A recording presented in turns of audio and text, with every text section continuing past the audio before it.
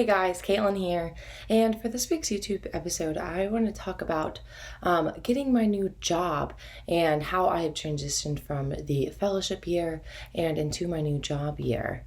But first, I really want to talk about the interview process of even getting this job. So I was applying to only a couple of different places after my fellowship because the opportunities that presented myself like 5 or 6 months before my fellowship ended were opportunities that I really wanted to pursue and or hear from before I applied other places. And so I had two different interviews. It was kind of similar to coming into the fellowship. I had a couple different interviews as well. And one of the interviews I wouldn't have even gotten if it wasn't for the fellowship and knowing people inside the fellowship. When I was actually working at the facility that I did my fellowship in. So I wouldn't have even gotten that interview if I hadn't worked at that place. Anyways, the other interview was, again, through the connections that I made through the fellowship. And during that interview process, it was really great because they were just raving how I've already had a year experience of a fellowship under my belt. And they were saying how much different it is from a new grad, and I think I only got that interview as well because of the fellowship. And it went really well. I walked out of there feeling like I already got the job, which was really a great feeling. And that most of the time we talked about the fellowship actually. So if you have the opportunity to do a fellowship in the specialty you like, I highly recommend it. One, it's going to give you great experience and you're going to learn more about the specialty that you love. And two, it's going to be even greater experience afterwards or opportunities afterwards in the actual specialty that you like. So if I wasn't a proponent for fellowships before, I definitely am now.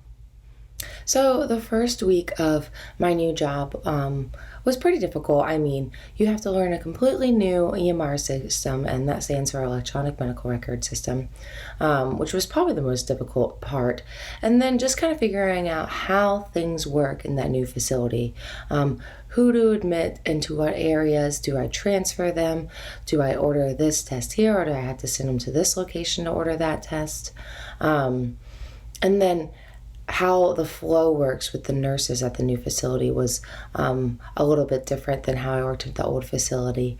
But overall, I had a lot of good training in my EMR system. I'm starting to get what I can order where, and where do I need to send patients when this needs to happen, or how do I refer someone, or how do I write a prescription and send them home on strict return precautions, like where do I write in my own directions to send them home. So I learned all those things, and it's always a tough learning curve going to a new system, but I had a lot of help with this new facility and everyone's been super helpful, and it's been so far really great. There's always the next question of how the interaction between the doctor and the PA work at this new facility.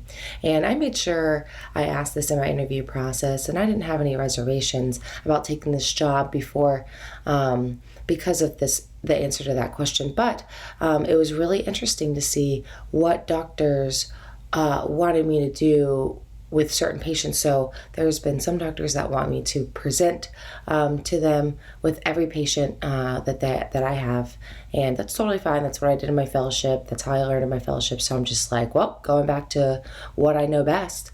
And then some doctors want me to present only like the level 2 and 3s, 3 and up, obviously, and then we're obviously working as a team with level 1s.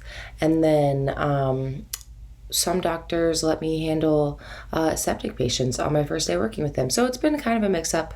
I still go to every doctor when I have a question and or I'm unsure about something.